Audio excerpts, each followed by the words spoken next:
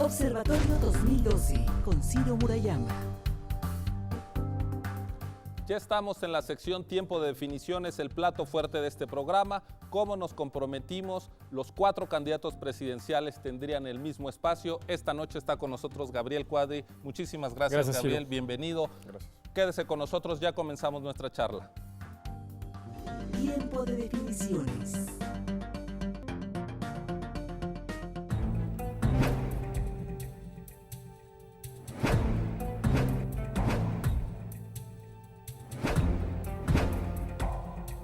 Gabriel Cuadri de la Torre, nacido en la Ciudad de México, es ingeniero civil por la Universidad Iberoamericana, con maestría en Economía y candidato a doctor en Economía por la Universidad de Texas en Austin. Como economista trabajó para el Consejo Coordinador Empresarial, como director general del Centro de Estudios del Sector Privado para el Desarrollo Sustentable de 1998 a 2003. En el Banco de México, ocupó el cargo de jefe de financiamiento externo. Gabriel Cuadri ha dedicado el grueso de su actividad profesional a los temas medioambientales. Fue director de Planeación Ecológica en el Departamento del Distrito Federal y director general de Normatividad del Instituto Nacional de Ecología y presidente de este instituto durante el sexenio de Ernesto Zedillo. Desde 2002 ha sido secretario técnico de la Comisión Mexicana de Infraestructura Ambiental, director de Ecosecurities México de 2006 a 2010 y más tarde director asociado de Sistemas Integrales de Gestión Ambiental, compañía relacionada con el cambio climático y con los mercados internacionales de carbono. Pero creo que muy pocos, desgraciadamente. El 15 de febrero de 2012, el partido Nueva Alianza, tras romper la coalición que tenía con el Partido Revolucionario Institucional, lo postuló como su candidato a la presidencia de México para el proceso electoral de 2012. Educación pública. Esta noche, en Tiempo de Definiciones, Gabriel Cuadri, candidato a la presidencia de la República por el partido Nueva Alianza.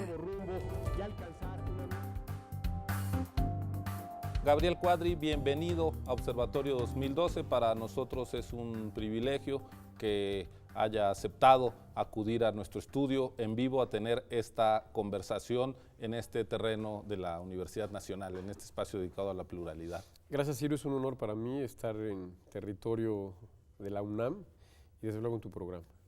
Muy bien. Pues yo quisiera, Gabriel, si le parece bien, que empezáramos hablando quizás sobre el tema distintivo de su candidatura, que es precisamente una candidatura que no se esperaba, que no se fue construyendo a lo largo de los últimos años, pero que sin duda está en el centro de la atención pública en estas semanas.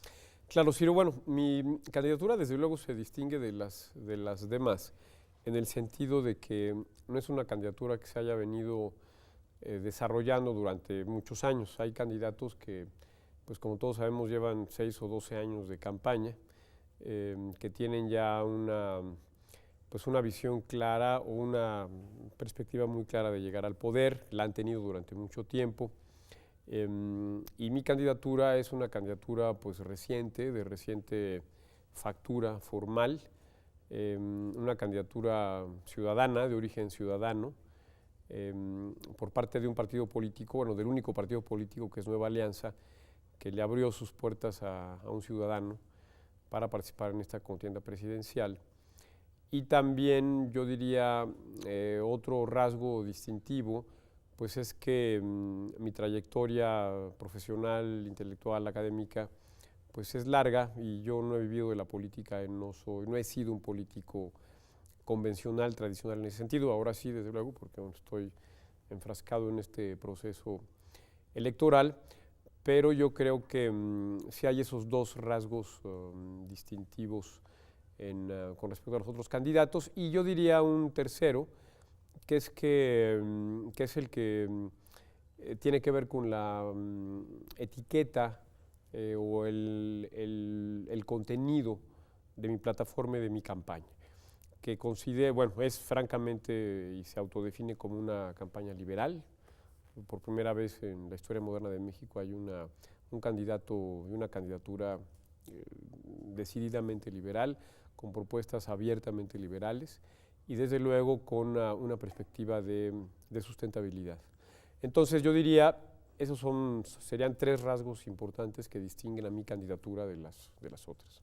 Ahora, esta manera de presentar una candidatura ciudadana frente a políticos tradicionales. Usted lo dijo así hace un par de días en el debate presidencial. ¿Hasta dónde no acaba contribuyendo a un discurso antipolítico? Es decir, que los políticos, salvo quienes se acaban de incorporar, hacen contribuciones negativas, cuando pues no hay democracia sin partidos políticos, claro, sin políticos tradicionales, sin grupos parlamentarios. Bueno, creo que tiene razón y que hay ese riesgo de contribuir al discurso antipolítico, pero no es mi caso. Yo hago la distinción entre los políticos de siempre, y los políticos tradicionales y nuevos políticos surgidos de la ciudadanía. Y desde luego no puede ser un planteamiento antipartidos porque precisamente yo voy representando un partido político, que por cierto es la única manera de hacer una campaña presidencial en nuestro país. Lo que sí es importante es distinguir esta candidatura, mi persona, mi actividad política ahora, de toda esa clase política convencional, tradicional, de siempre, digamos, entre comillas.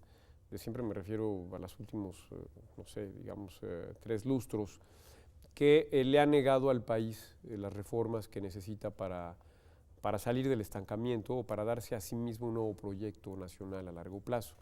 ¿Cómo conjugar esto que usted me está diciendo de la necesidad de plantar cara, de romper con estos políticos tradicionales de los últimos 3 lustros, cuando su candidatura surge de un partido que, más que la expresión de una construcción política novedosa, ciudadana, es fruto de la decisión del partido más grande, del PRI, de su secretaria general, que forma este partido y que es parte, digamos, clara de esa clase política a la que usted hace referencia? Claro, ahora, creo que lo que comentas es muy interesante porque también permite comprender mejor el origen de mi candidatura.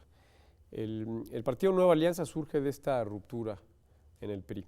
Recordemos que esto se da durante el gobierno de Vicente Fox, en cuando la secretaria general del PRI en ese entonces, que además presidía la fracción priista en la Cámara de Diputados, Elvester Gordillo, pacta con Vicente Fox las reformas estructurales que el país se había planteado y que se sigue planteando y que los políticos nos siguen negando.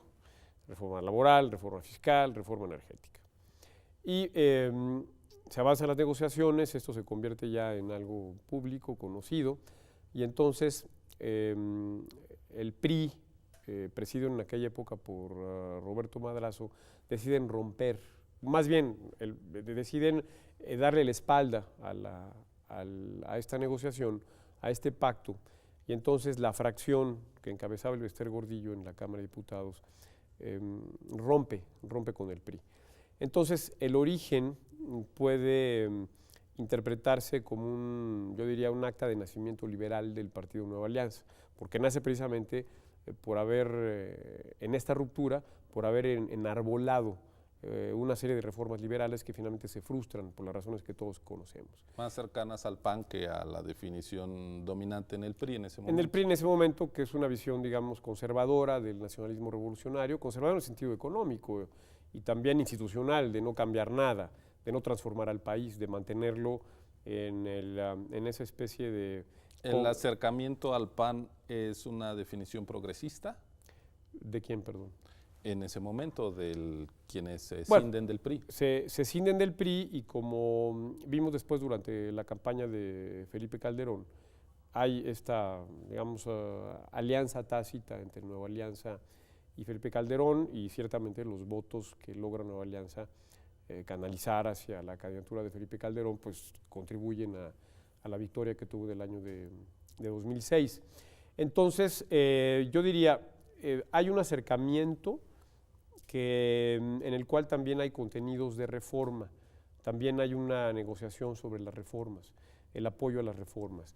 Lo que ocurre es que, dado lo accidentado del inicio de la presidencia de Felipe Calderón y dado otra serie de circunstancias yo diría que tienen que ver con falta de liderazgo, de claridad y con los intereses de muchos políticos y de partidos políticos, pues y con muchas ideologías, lastres, fetiches y fósiles ideológicos que todavía siguen, yo creo, impidiendo el desarrollo del país, pues las reformas no se llevan a cabo o se intentan o nacen muertas, se abortan, digamos, como una reforma energética que nunca lo fue y que acabó siendo solamente una posibilidad de contratos incentivados en Pemex, la creación de la Comisión Nacional de Hidrocarburos, que no es cosa menor, pero en fin, reformas que no pueden considerarse como tales, sino simplemente añadidos o… ¿Cuáles serían, digamos, las fuerzas políticas de Alianza Natural, de Nueva Alianza,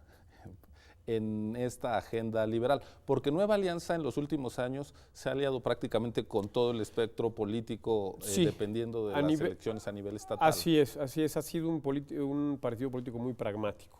Ahora, cuando surge mi candidatura, yo la acepto con varias condiciones, una de las cuales es digamos, el mantener mi candidatura y al partido en este sentido con una línea liberal y desde luego pido absoluta libertad de expresión para mi candidatura, lo cual evidentemente es concedido, si no, no estaría yo aquí. Y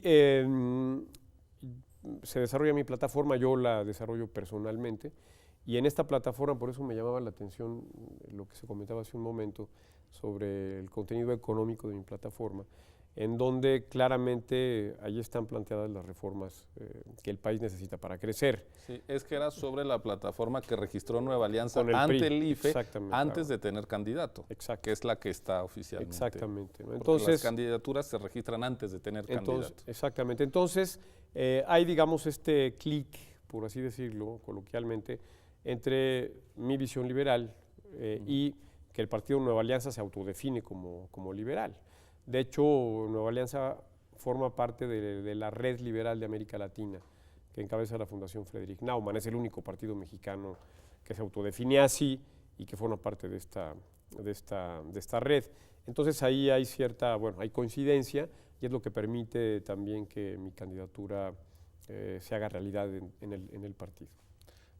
Antes de pasar a los contenidos de las definiciones liberales, que es a lo que deberíamos y quiero que vayamos a fondo, una pregunta. Usted hablaba de la alianza que se forjó en 2006 para apoyar la candidatura del hoy presidente Felipe Calderón. Esa pregunta la abordamos y nos vamos al fondo de la plataforma después de un corte. Por favor, Claro que sí. Estamos con Gabriel Cuadri en Observatorio 2012 desde TV UNAM en vivo. Continúe con nosotros.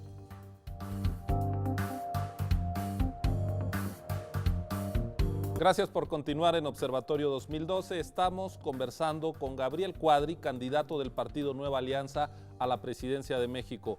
Maestro Cuadri, antes de la pausa le adelantaba una pregunta. El partido Nueva Alianza en 2006 tuvo un candidato presidencial, aunque al final, como usted explicaba, facilitó el triunfo de Felipe Calderón. ¿Su candidatura se sostendrá hasta el final?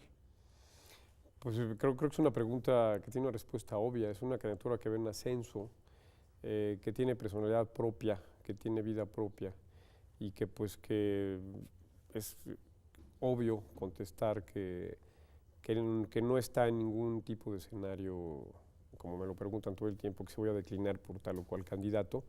No estaría aquí. Yo no vine a esta candidatura para ser objeto de transacciones políticas.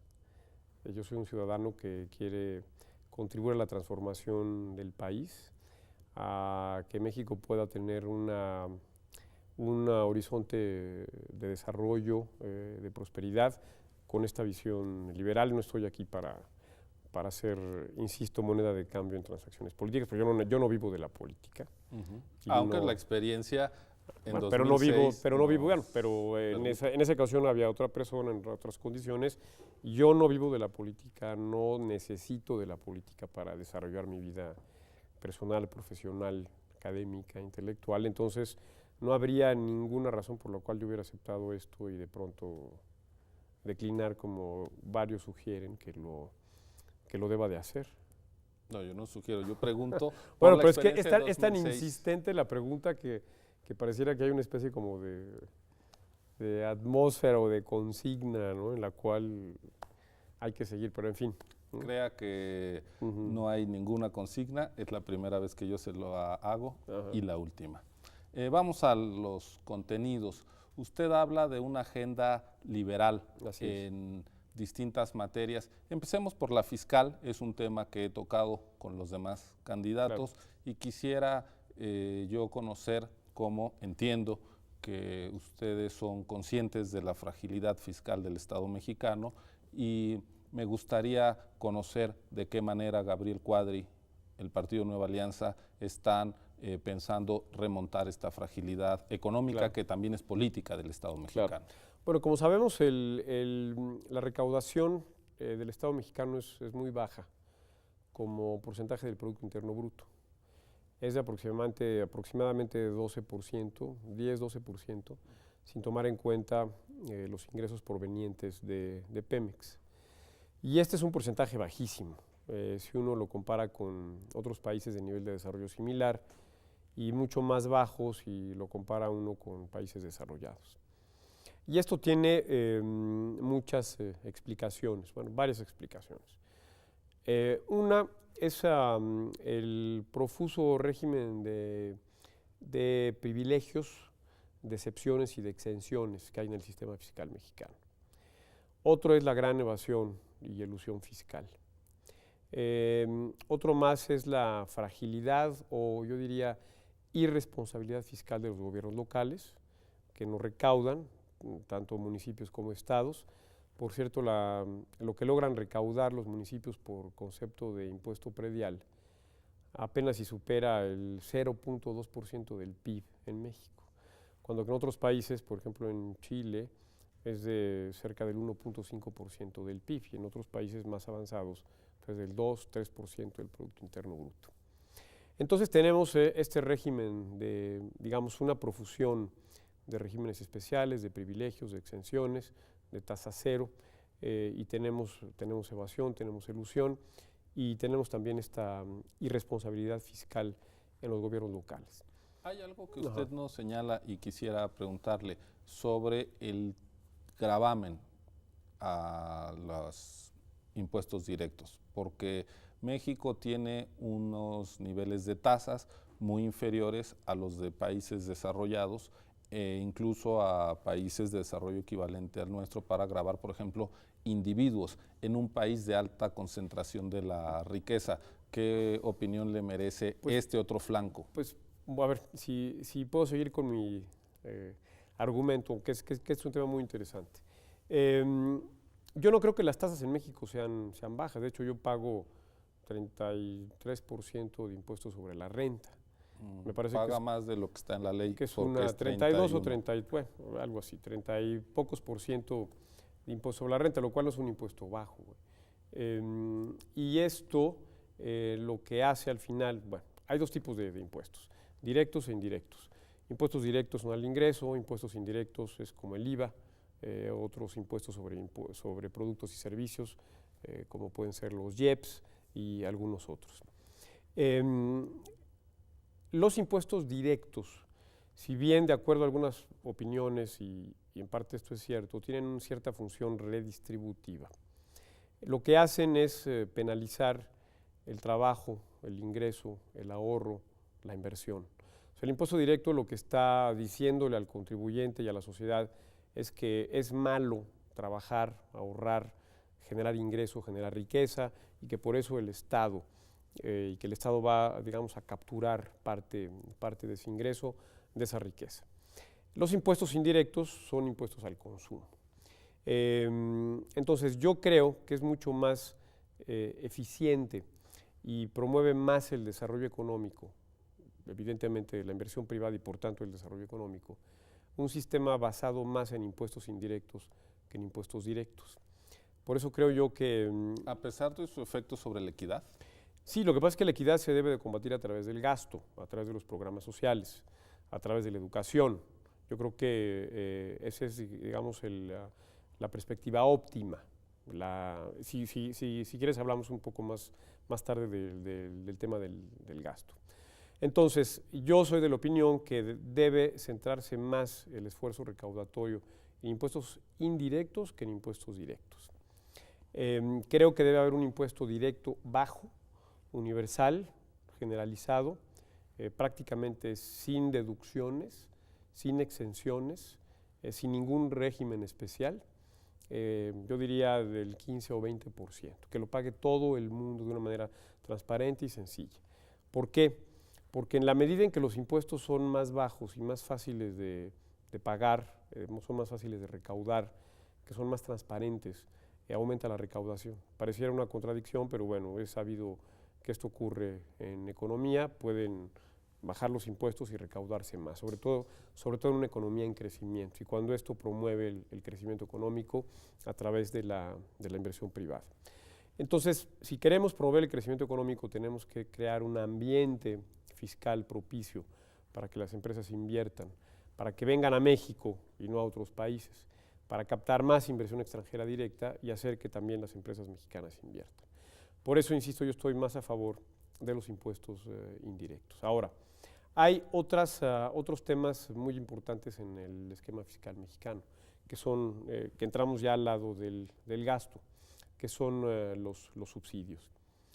Como le he comentado a lo largo de mi campaña, México tiene un esquema de subsidios absolutamente irracional, regresivo socialmente, que provoca un boquete en las finanzas públicas, que genera ineficiencias en el uso de la energía y que ambientalmente también es perverso porque provoca emisiones de gases de efecto invernadero y tiene otros efectos en cascada, como por ejemplo distorsionar la estructura de las ciudades, promover gran cantidad de viajes a grandes distancias, desarrollos urbanos, digamos, horizontales. A propósito de esto, los gobernantes de distintos partidos, PAN, PRI, PRD, en los últimos meses han echado atrás, por ejemplo, impuestos locales, hablando de la baja recaudación a nivel municipal o estatal, asociados, por ejemplo, a la tenencia vehicular. ¿Qué opina usted de esas decisiones? Por un lado es populismo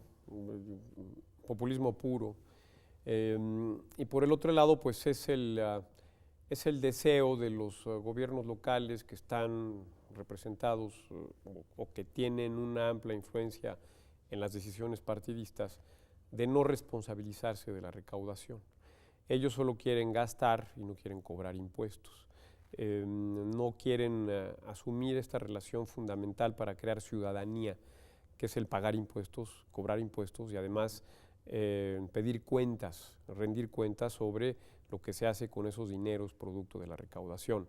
Como sabemos, en promedio el 80, casi 90% de los ingresos de los estados son ingresos que vienen de participaciones y de aportaciones federales, no son ingresos propios. Y esto es algo que distorsiona, desde luego, incluso la relación más elemental política entre gobernantes y gobernados a nivel de estados y de municipios. Ahora, desde luego que pues, los gobernadores y los municipios, los presidentes municipales no quieren cobrar impuestos. Sobre todo los presidentes municipales que solo duran 3 años en el cargo, que solo quieren establecer relaciones clientelares con posibles votantes para su partido, que solo están pensando en brincar a una nueva posición política, que no se pueden reelegir y que tienen una visión absolutamente de corto plazo. A ellos no les interesa cobrar impuestos, como tampoco les interesa cobrar el agua o cobrar por otros servicios públicos. Y como los electores no podrían premiarlos por tomar decisiones de largo plazo, esto es fortalecer las finanzas municipales, tener un catastro municipal sólido y con eso financiar obras públicas, infraestructura, seguridad, servicios públicos, pues no lo hacen. Entonces tenemos, sí, ciertamente, este establishment político es el que se opone a estas reformas, eso es clarísimo, igual que se opone a la generalización del IVA, se han opuesto a ello. Incluso el PRI lo puso en sus propios documentos básicos, lo cual es bastante ridículo que un partido inserte en sus documentos básicos que está opuesto a un IVA generalizado, ¿no? Si le parece bien, para seguir con la agenda de reformas liberales, define Gabriel Cuadri, vamos a hacer una pausa y le dedicamos el siguiente segmento de nuestra conversación. Esto es Observatorio 2012, estamos con el candidato a la presidencia de la República del Partido Nueva Alianza, Gabriel Cuadri. Volvemos en unos segundos.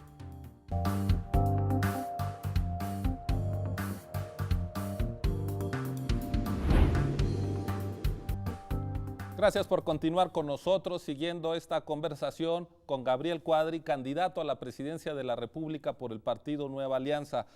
Maestro Cuadri, estamos recorriendo su agenda de definiciones, de diagnóstico. Quisiera yo ir al tema de la educación.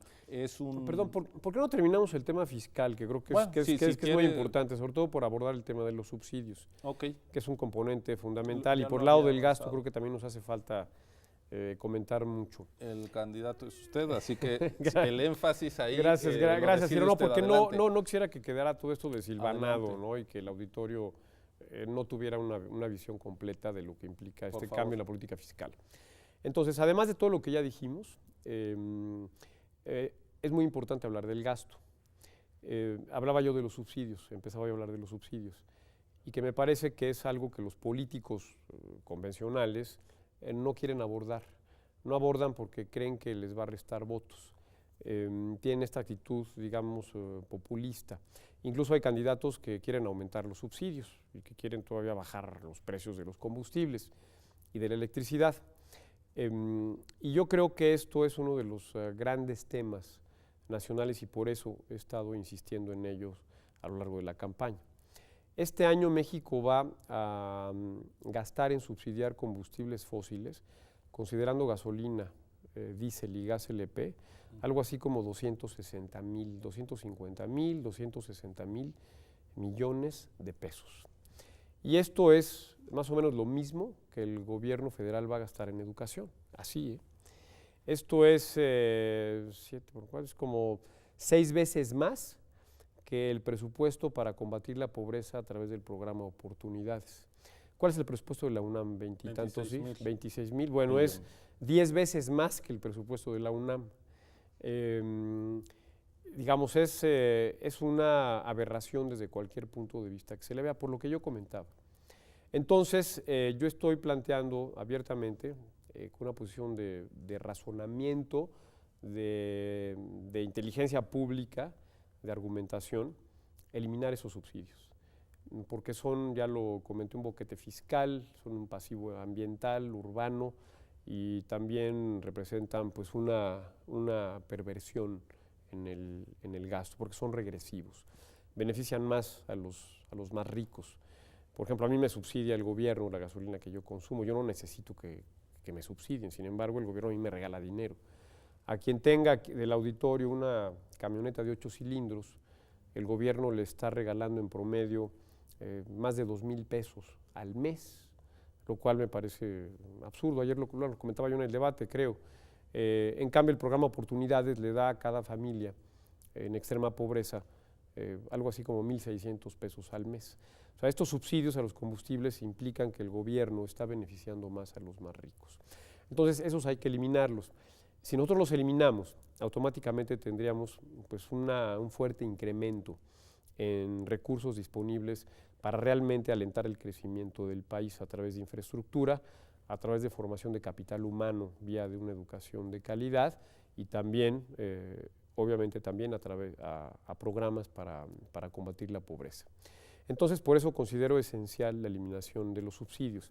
Si eliminamos los subsidios… Me llama la atención que usted subraye la pertinencia de tener estos recursos adicionales que hoy se van a subsidios en manos del Estado para actividad productiva como detonadores del crecimiento, pero en cambio los ingresos que podrían venir de gravar a los que más tienen no los considera así. La consideración que hacía usted de que los impuestos sobre el ingreso lesionan digamos, el espíritu emprendedor de una sociedad, es muy parecido al planteamiento de los republicanos en la administración del presidente Bush en Estados Unidos, que justamente bajaron ese tipo de impuestos. Tienen razón.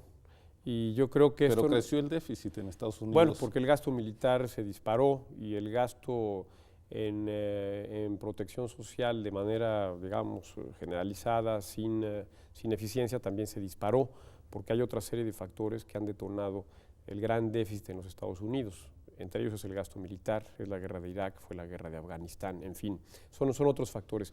Yo creo que el combate a la desigualdad debe darse esencialmente a través del gasto y debe darse a través del crecimiento económico, de empleo, de oportunidades y de educación de calidad. Porque gravar los ingresos, si bien debe hacerse, siempre tiene que haber impuestos directos al ingreso, ya lo comenté, es un desincentivo que acaba penalizando y castigando a los más pobres. Si desincentivamos la inversión privada, pues los más pobres no van a tener empleos para poder salir de la pobreza, digamos. La economía no va a crecer, va a haber menos oportunidades para todos. Pero en fin, si nosotros eliminamos esos subsidios y generalizamos el IVA, bueno, de subsidios, consideremos, son 260,000 millones de pesos. De electricidad son otros 100,000 millones de pesos. Ya tenemos 360,000 millones de pesos. Todo el subsidio de electricidad. Yo no creo que debe eliminarse todo de golpe, sí una buena parte.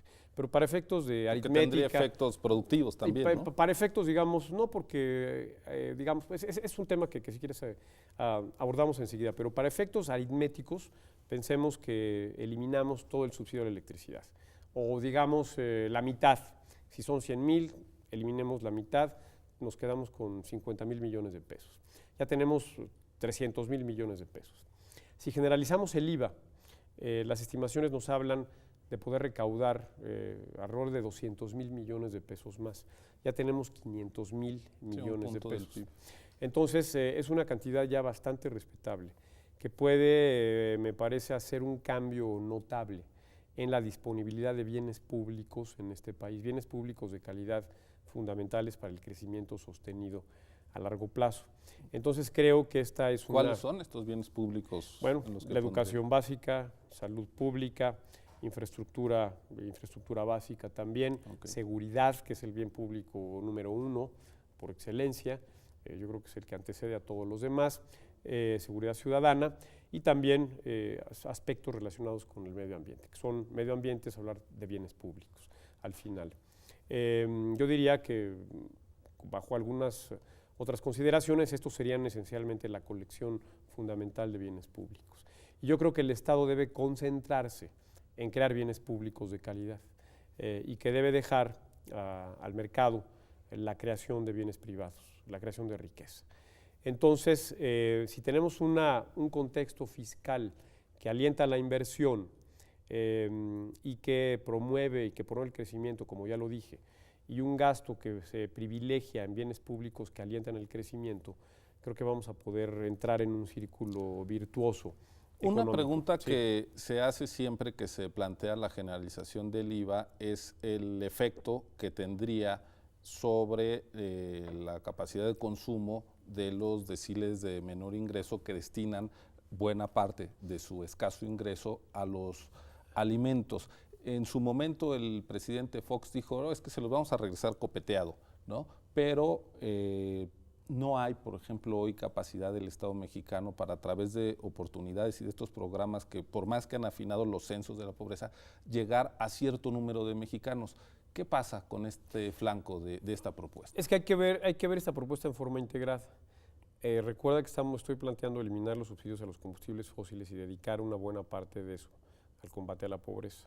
Entonces, el efecto regresivo que pueda tener el IVA generalizado, estoy pensando que deban exentarse algunos bienes y servicios y medicamentos de cuadro básico fundamentales para los grupos de menores ingresos, pero digamos que si lo generalizamos tendría algún efecto regresivo que creo que no es muy importante y en todo caso se podría compensar por la vía del gasto a través de programas de apoyo directo al ingreso, como es el caso de oportunidades, para los grupos más desfavorecidos.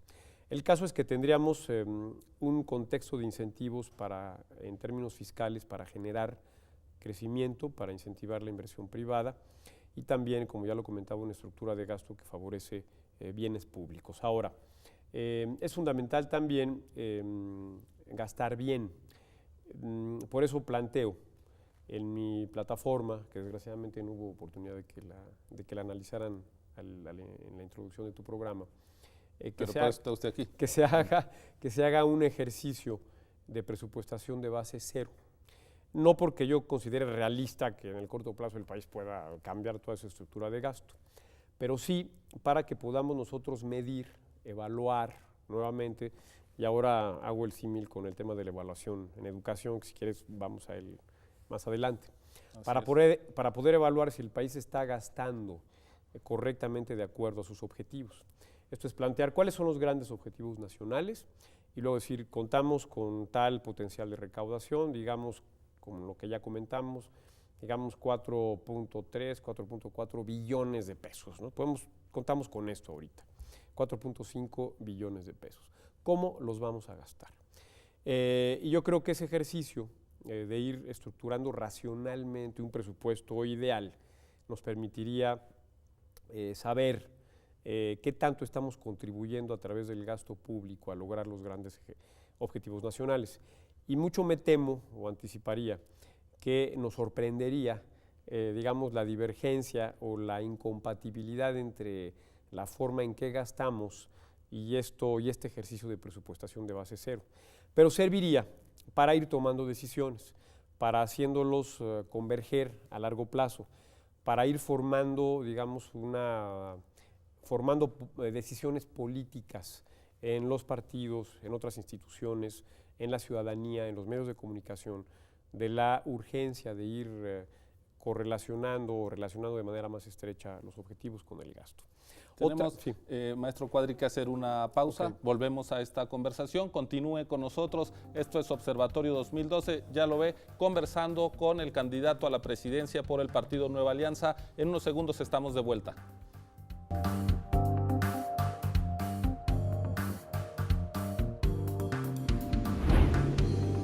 Gracias por continuar con nosotros en esta conversación con Gabriel Cuadri, candidato presidencial por el partido Nueva Alianza. Maestro Cuadri, ¿está usted metido en las definiciones económicas? Sigamos, si le parece bien ahí.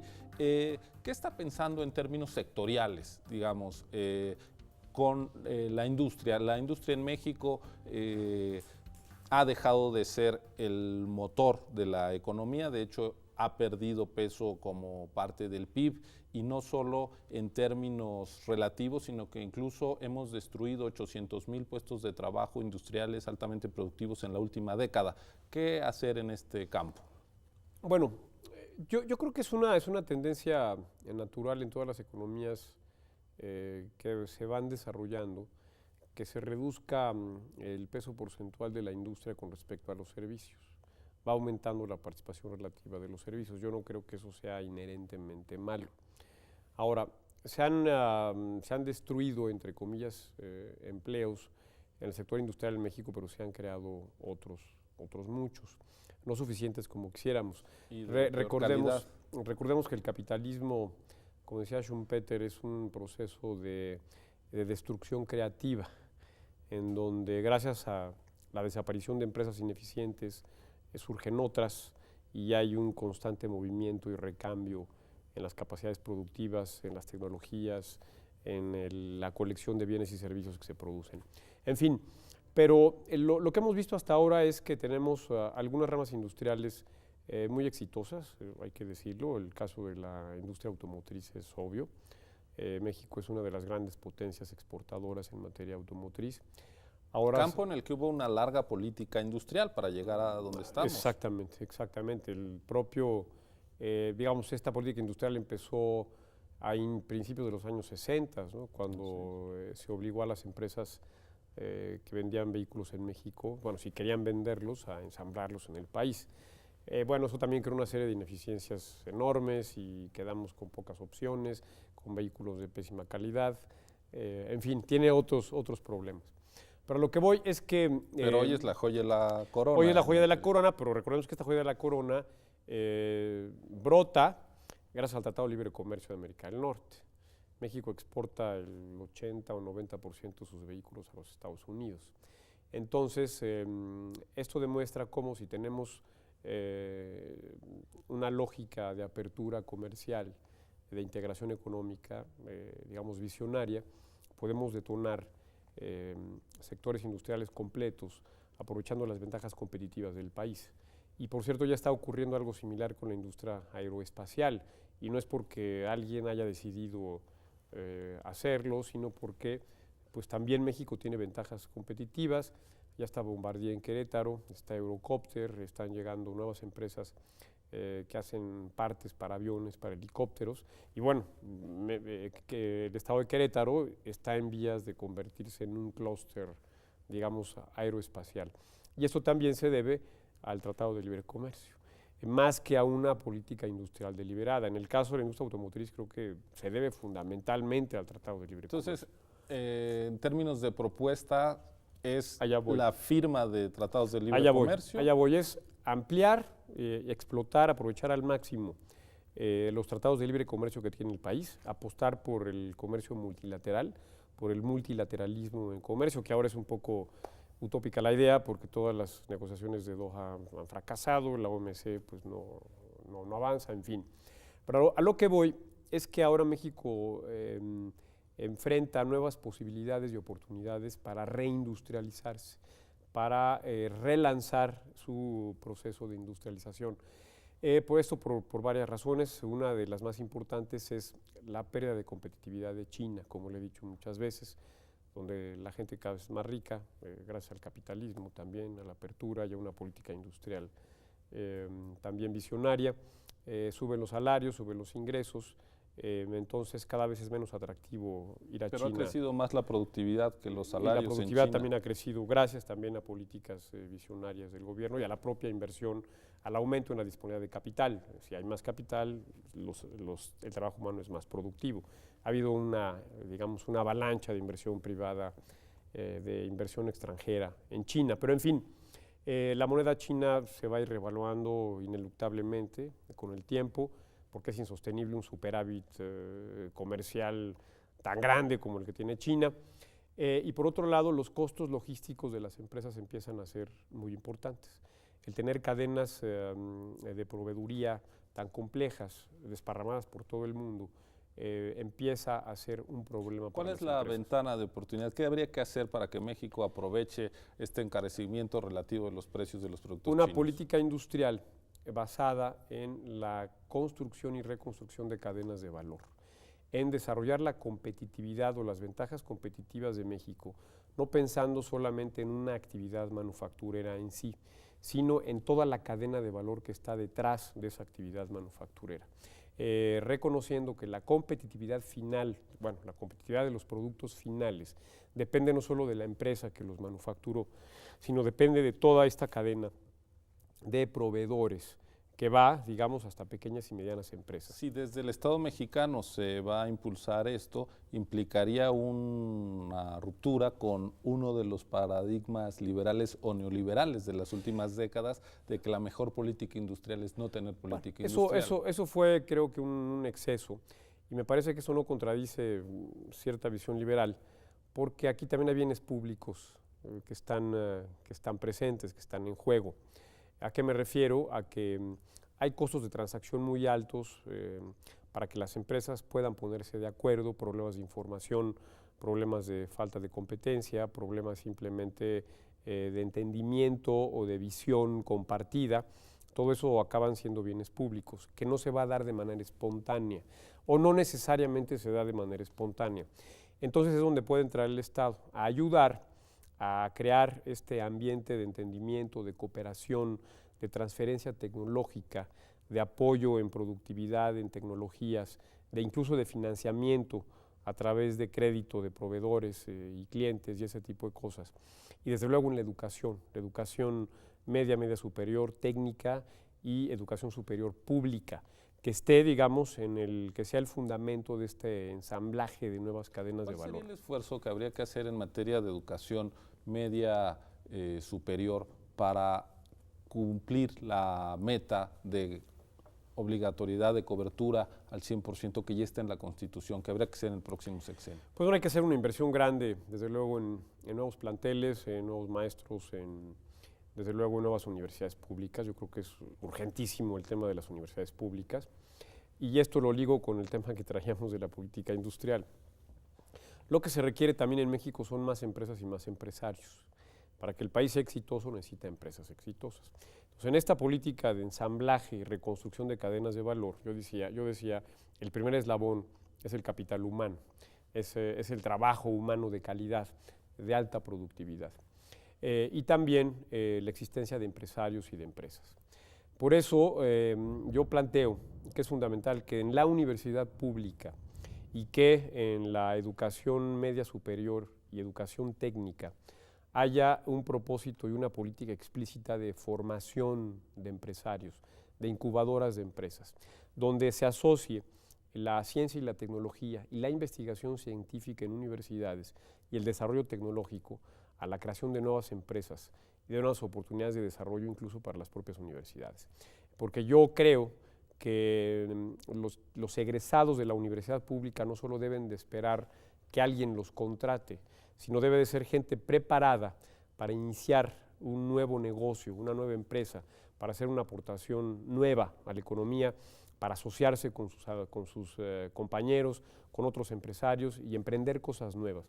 Creo que es fundamental, y aquí, perdón, a lo mejor esto un poco fuera de lugar, pero sí creo que la universidad pública debe de implantar en las universidades públicas un esquema similar al que utiliza el Tecnológico de Monterrey, en donde se vincula esa educación superior con la empresa privada, con la formación de empresarios, con las nuevas empresas.